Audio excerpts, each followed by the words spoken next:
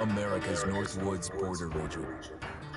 Within this land of 10,000 lakes and miles of dense timber, a hideous creature is believed to lurk. The Northwoods is probably one of the last frontiers in America. There's still a lot of places in this area that hasn't been set foot by man. Monsters and mysteries exist here because it is remote. Up in the Northwoods, winters are long. In times of biting cold and isolation, a devouring monster is believed to come forth. It's terrorized native people for generations. Growing up, I was told, like, don't go outside, the Wendigo will get you.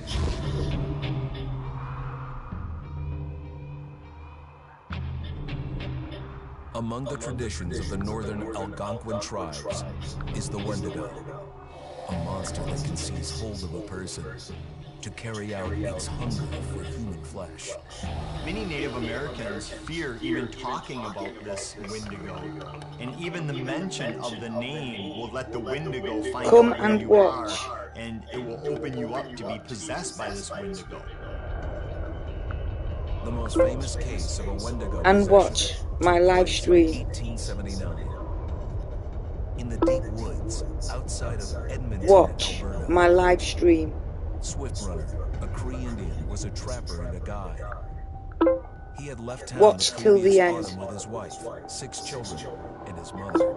The end. But when Swift Runner returned in spring, he was alone. Swift Runner came into a nearby village telling this heartbreaking tale I had to watch them starve to death. of his family being killed by starvation, and that he was the only survivor. My whole family gone. It wasn't hard to understand a family falling victim to a brutal winter. To even not Yet something was suspicious about Swift Runner. think of this. He was a strapping man, and he came into town weighing over 200 pounds. It didn't look like somebody who had just weathered a terrible winter. He wasn't malnourished, didn't look like he was starving. He looked healthier than ever. After a few nights, it became clear that something was wrong. He started having night terrors, screaming in his sleep. I am the Villagers alerted the police. Swift Runner actually guided them back to his winter cabin. When they got there, that's when they saw the true horror.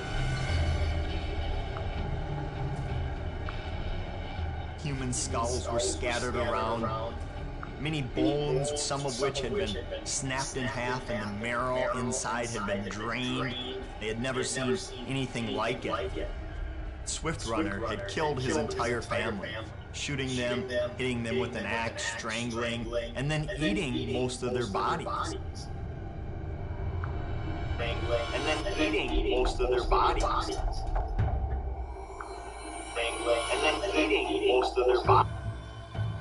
Right up until the moment the noose was on his neck, Swift Runner swore the evil spirit of the Wendigo had possessed him and twisted him into a cannibal killer. When he was on the gallows, Swift Runner himself said, "I am no longer a man."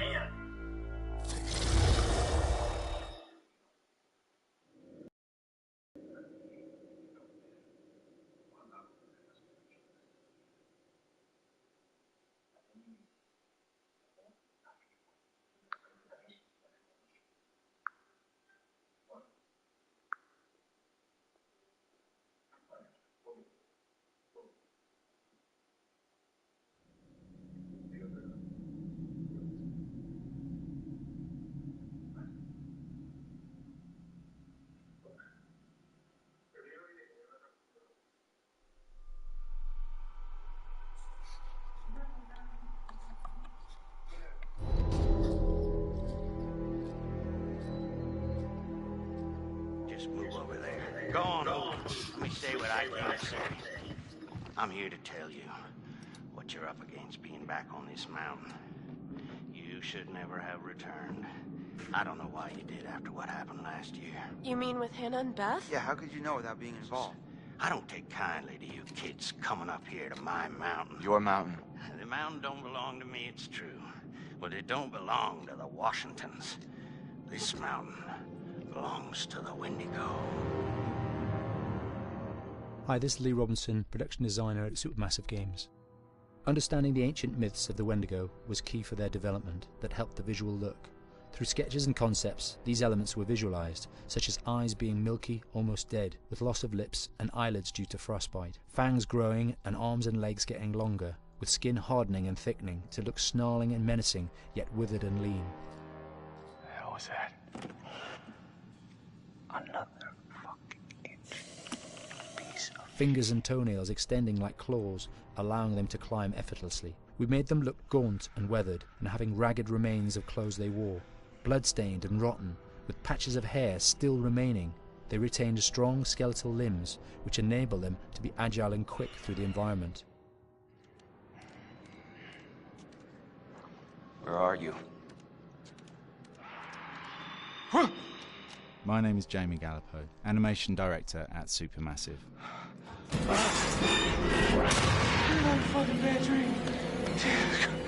The overall direction on the creature was to be very strong, to be extremely fast. We wanted a spider-like movement to the creature. 1 minute scampering to leaping and then crawling, almost instantaneous. And finally, we wanted the creature to have this real, uncontrollable thirst for flesh.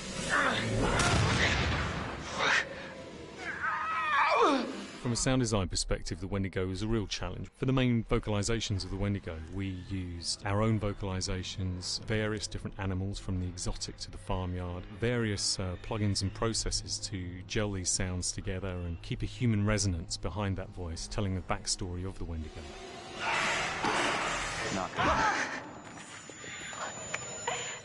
During the chase sequences, the anger of the Wendigo is felt by encircling breaths, screams and screeches that essentially chase you as you're being chased by the Wendigo.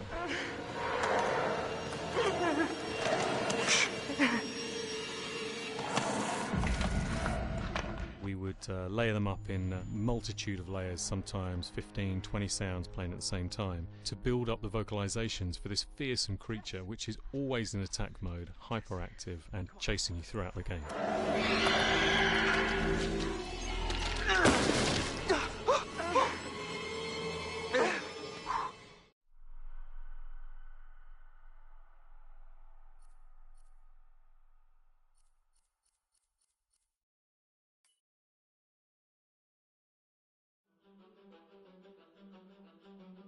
I am Hayden Panettiere, and we are here at the studio recording Untitled Dawn. My name is Rami Malek, and I play Josh. My name is Megan Martin. My name is Brett Dalton. My name is Antonella Lentini, and I played Hannah and Beth. My name is Jordan Fisher, and I play the character Matthew, Matt for short. I'm Nicole Bloom, and I play Emily in the game. My name is Noah Fleiss. I am Galadriel Steinman, and I play Ashley. So Until Dawn is the story of 8 teenagers who revisit this cabin in the woods about a year later after a really traumatic experience where I've lost 2 of my sisters, so coming to kind of get some closure in that respect. One of the things that Larry does really well is make these multi-layered characters, and I think for just the story in general, it follows the quintessential horror film plot lines, but the characters are so unique in themselves, and I think that's very cool. Oh, yeah, this was the right thing to do. What? You know, getting everyone together on the anniversary. I mean, Josh seemed really pumped about us all doing something, didn't he? Yeah, no, he definitely did. I haven't seen him so excited about something in forever. Good, good. Sam and I have a few things in common, such as being huge lovers of animals, and she's a huge animal lover. She's vegan. She is a pacifist. I'm not quite sure if I'm gonna go as far as saying that I'm a pacifist, but she's spunky and cool. I know that she, I think, is made fun of a little bit by the rest of them who think that her morals and her beliefs in that area are a little ridiculous and they don't agree with them, but she doesn't care. It doesn't stop her from being herself, and that's something that I hope I have in common with her. You know, he definitely can be depressed at some times and a bit of a loner, but he takes some solace in one of his sister's friends, Sam, played by Hayden Panettiere, and invites everybody back to the same house the next year to kind of find some closure. Jessica she has a whole lot of personality. She is definitely the sort of mean girl character that, you know, at school she knows she's pretty, she knows that boys like her, and she's going to use it to her advantage. He's got a big heart, and you can tell that that's very evident, especially how he treats his girlfriend, Emily, and, you know, he's kind of a meathead, but in the best way possible. She really knows what she wants, and she manages to get that from whomever it is, whether it be Matt or Mike. You know, she's really driven, and I can definitely relate to that. My character is Chris, and he is what society might consider the nerd of the group, and he kind of embraces it. Ashley she's a little more serious than some of the other girls. She's definitely very intelligent and thoughtful. She kind of looks at the whole big picture of things. She's not quite as geeky as Chris, but they connect in a lot of ways. Mike is like big guy on campus. He's the class president who has some charm and has brain, and I don't know, people seem to like Mike. He gets away with a lot, though. He can be kind of jerky. The fact that he really just kind of wants everyone to be happy, and he's a people pleaser, and I can definitely attest to being, you know, that guy. I'm always the friend that wants everybody to be happy and wants everybody to be taken care of, and that's definitely Matt. But also, like, this character is just so fun. I rarely get to play the bitch, and so it was really fun to do that. The spirit of things, seriously, what's wrong with you? I'm just trying to lighten the mood, Em. Don't be like that. Like what? The way you're being. You always get like this. I just think this is just the coolest thing to be a part of, and I just think it's going to take the world by storm. I really do. I think this genre is the wave of the future, and I think that once people see the potential behind it, of getting to interact with the drama that you're witnessing unfold in such a realistic way, that this is how entertainment's going to be from now on.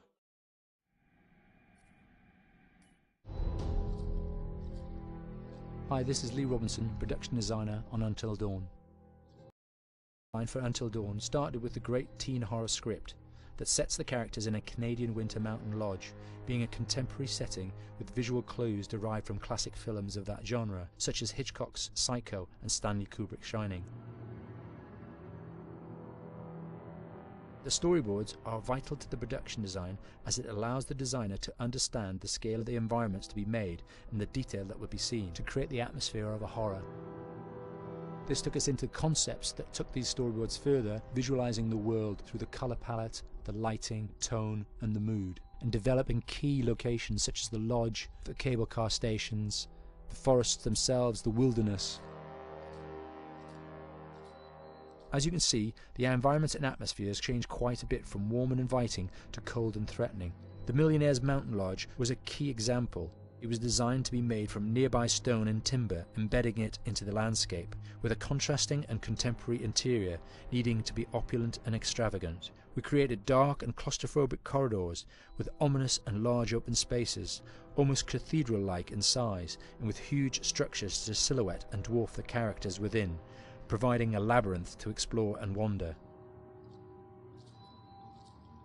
Each character was developed with a strong visual identity in mind, with contrasting colours, tones and silhouettes to identify them, each to have their own texture, pattern and shape, so that when they were lined up you could always identify them. The costume designs allowed a range of clothes that would suit them for the cold winter weather, but also have an element of style and individualism, so that the audience could look at them and relate, recognizing themselves within them.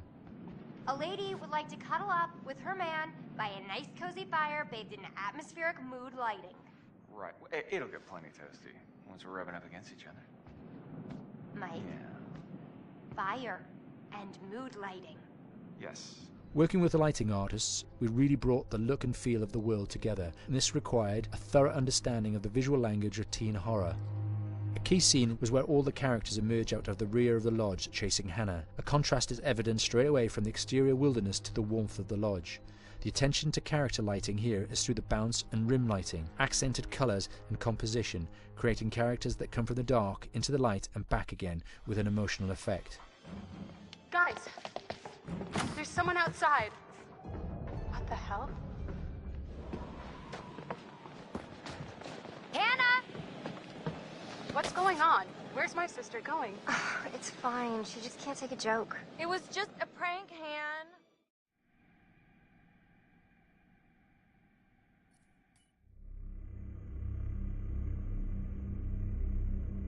Until Dawn is a game that's full of horror, and one of the things we decided to do early on was to take a scientific approach to how scary it was. So we did experiments on people and we measured their responses to the game. We've created a test area. It's as close to a home setup as we can get it. We've recruited ordinary people to play the game and we've left them to play it on their own. You're turning the light off.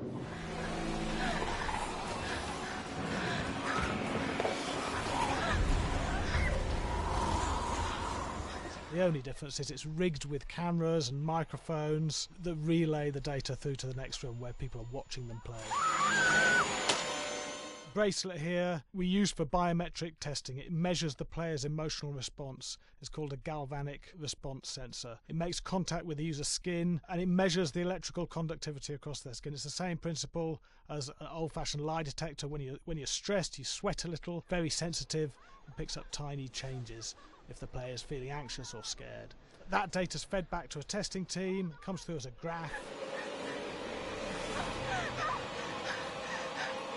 I'm so sorry.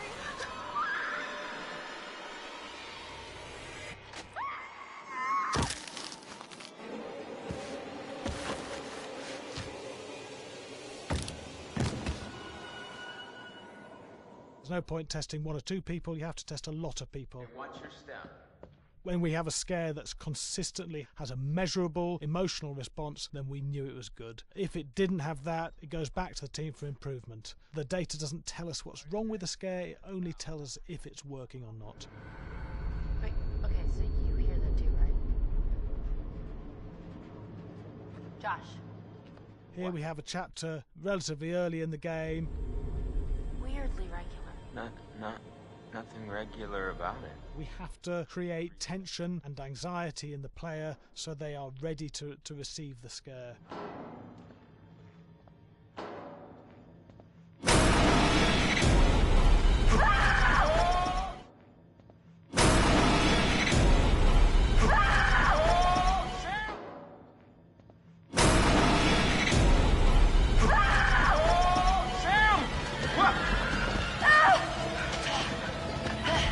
Give the player time to recover, to cool down, to calm down, and then start building the tension again before we do the next scare.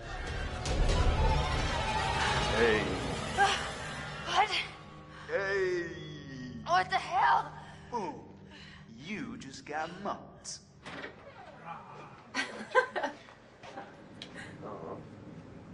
Yeah, I have such an adrenaline high from that game. There's two things we found. One is we could look at the scares, analyse if our expected scares were working effectively. Were people shrieking and covering their hands, or were they getting an emotional response from it? And being scientific about it means that we strip out people's opinions about whether things are working or not. We've got data, and we look at the data. If it's working, we're happy with it. Really scary. Bit scared and wanting to get away.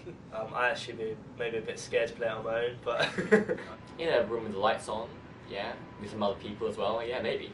But because I'm a scaredy cat, I would play with someone in the room. And the lights on. It was one of the scariest games I've played in a long while.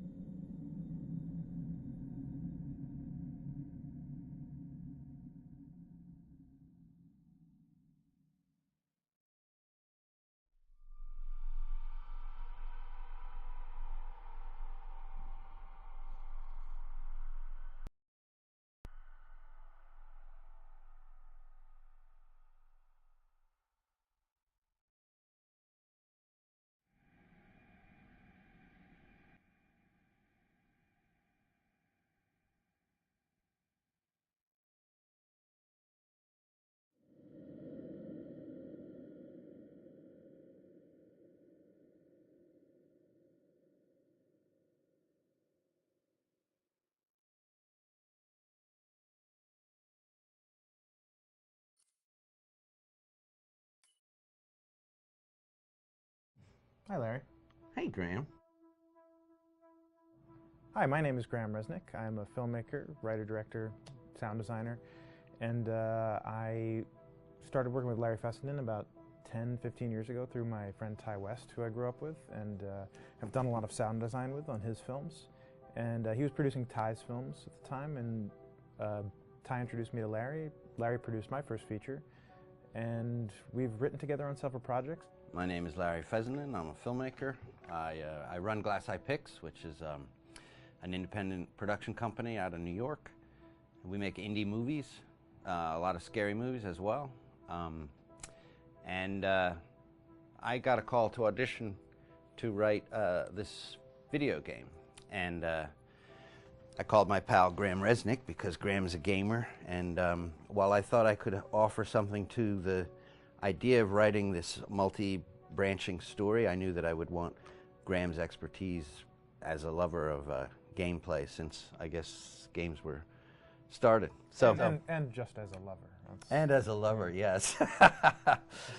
Which is as why there's so many sex jokes in the game. There was one Italian website that did say the Larry that's Fessenden and right. Graham Resnick, the two lovers behind Until Dawn. Come here. Maybe I know how to handle you too. I am definitely ready to be handled. So I wanted Graham by my side. Yeah, and we got the gig, and it's been an amazing ride. Oh, hell yeah. Oh my god, she's taking her shirt off. What? Oh my god. Matt, what are you doing here? Hannah. I'm sorry, Hannah. This all got Don't out of lie, hand, but...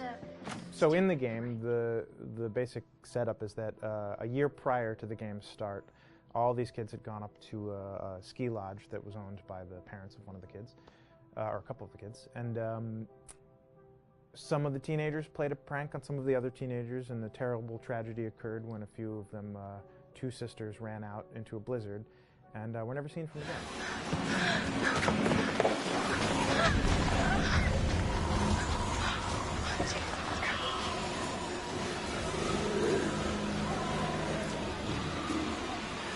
So now, a year later, this is kind of torn apart, this group of friends. They've gone through some trials and tribulations in the past year. The brother of the two girls has had a lot of psychological issues, and to kind of help him cope and help them all get over it, they all returned to the lodge a year later, back up on the mountain.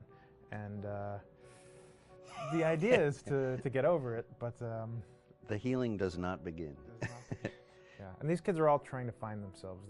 They've been through a trauma, but in general, they're just teenagers trying to figure out who they are. So they're all kind of falling into the patterns, the stereotypes, the characters they see on TV and in the movies. I think we were very interested in taking genre tropes and kind of making them sort of refresh them.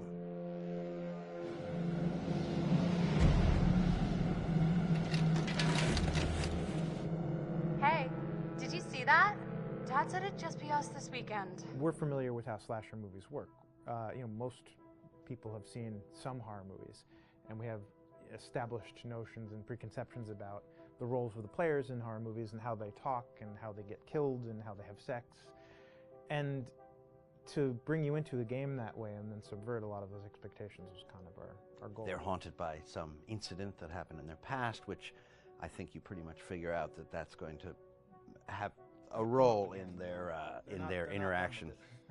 Yeah, so I think what was fun was we take some sort of stock characters and we try to give them some shape, but at least at the beginning they're recognizable in the way of groups of friends. There's the jock and the bitchy girl and the rivalries between everyone. And oh my gosh, and really fun characters too. Like we just had so much fun living in the minds of these characters through writing the script. What do you think? Jesus! It was fun. I think we were looking to get that kind of banter that you Yeah. see both in movies, but also that you absolutely have with friends, and sort of those inside jokes. And of course, as writers and as friends ourselves, we sort of developed little tracks, and we try to give the characters that kind of vibe.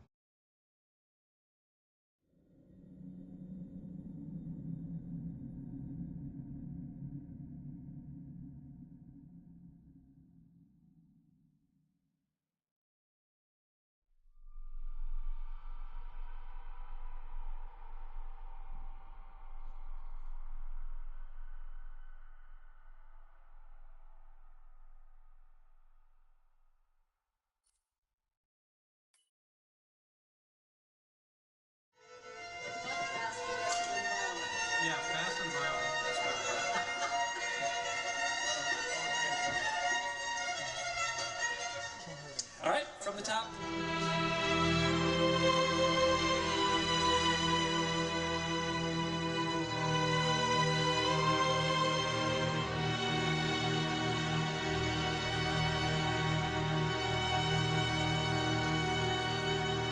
My name is Jason Graves, and I'm the composer for Until Dawn.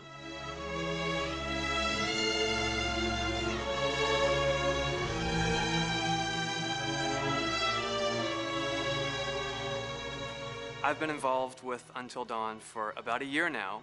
Originally, I was contacted by Barney Pratt, the audio director.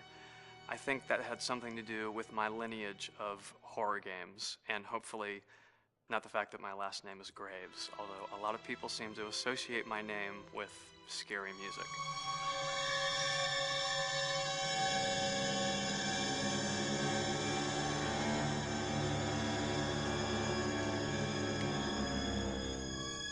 One of the things that was really exciting about working with Barney and the team at Supermassive is they really wanted something unique for the music. They wanted the music to stand out and be a character on its own in the game.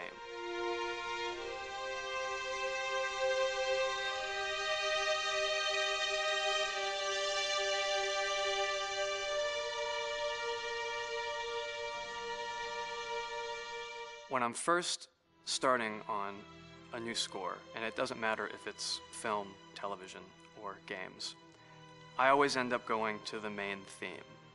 Sometimes the developer or producer isn't even necessarily interested in the main theme at the beginning. I just want to do it for myself, because for me, the main theme is the identity of the game. It establishes the mood, the atmosphere, and the character of the music, and how it's going to be playing in the background. And that's what we did with Until Dawn. That was actually my demo pitch to Supermassive Games. I put a main theme together, recorded all the instruments at my studio, and sent it to them. And they liked it. We actually ended up recording that exact theme, all the instruments and everything, live here at Ocean Way, probably 9 months ago. And that's what we've been using in all the demos for the game, and that's the final version of the theme that is the main theme that you'll hear on the menus and in some key pieces of gameplay.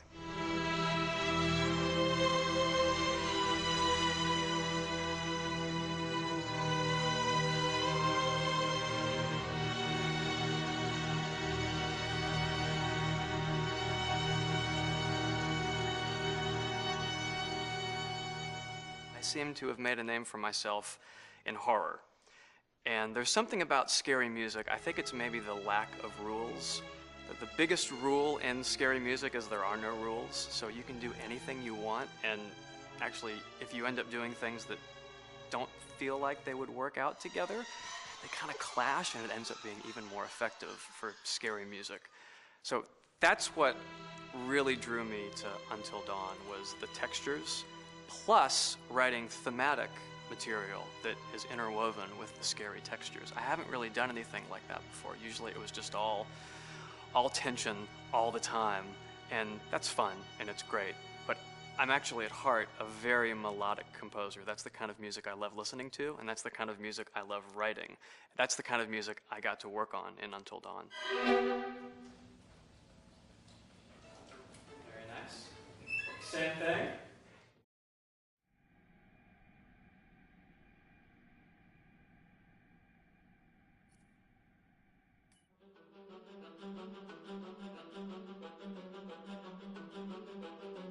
My name is Will Biles, Executive Creative Director of Until Dawn. The first part of getting a believable facial performance in-game is to capture, topographically, the actor's range of emotional expressions as separate versions of the same head. Every tiny nuance gets digitized and merged, effectively creating a model that can recreate every facial movement that the actor makes. Once the topography has been recorded, the actor's performance itself can be captured by using a predetermined set of marker points, drawn precisely on the face, and a high-def helmet cam, wirelessly linked to capture devices. The camera is the small box where it looks like the microphone should be. Outro Sam. Mark. It records in high def the movement of the dots throughout the performance that will drive the expressions captured earlier. Unlike other systems, this form of capture is far less lossy because there are fewer interpretations between performance captured and performance rendered finally in-game. The audio is also recorded via 2 separate lavalier mics attached to the helmet. It takes a while for the actors to acclimatise to carrying around the recording devices and the helmet cams, but very soon the shoot becomes similar to any other effects shoot or a green screen shoot. The actors in these scenes are only recording facial animation, but use cursory body movements for pacing. Wait, and maybe we should all stick together and find everybody and make sure that we're all okay, so... 1-1, the year before the prank. Take 2, Mark. Other than the other actors, they have to use their imagination for everything and everywhere that they are supposed to be seeing and feeling. Idiot! So dumb! From a hot midday studio in Los Angeles to a freezing midnight mountain in British Columbia.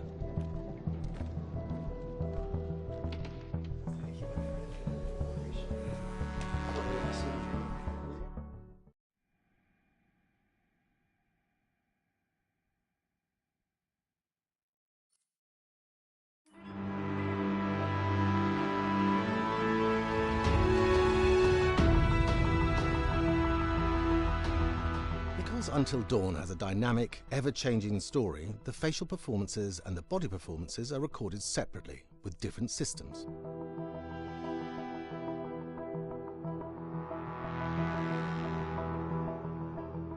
With the body capture, we use reflective bead suits and an infrared camera matrix system that drives the CG bone hierarchies in our character models. These performances cover everything from character locomotion, scene-specific performances and stunt work, most of which was recorded at studios in Pinewood and Shepperton, near London. Hannah! Hello? Combining all the elements seamlessly in the final game becomes a formidable editing and logistical task. Every variation, both physical and emotional, must be combined in these multi-edits. Scaffolding props have to stand in for the sets, because the hundreds of infrared cameras have to be able to see all of the reflective beads on the actor.